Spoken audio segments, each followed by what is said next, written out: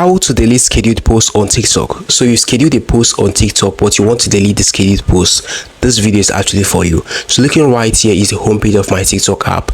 So once you scheduled a post, if you go to your profile like this, you'd be able to see the post that you scheduled. If you don't know how to schedule a post, I've actually made a video on how to schedule a post. I'm going to leave that video on this video's description.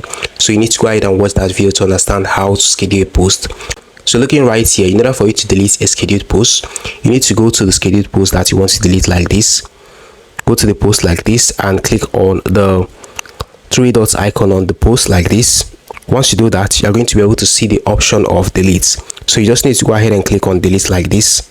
Once this is done, the video is actually going to be deleted and it is no longer going to be uploaded on your account. So this is how simple it is for you to delete a scheduled post on TikTok. Hope you found this guide helpful. Now hit the like button, subscribe and hit the notification bell. Share this video with your friends. See you in the next one.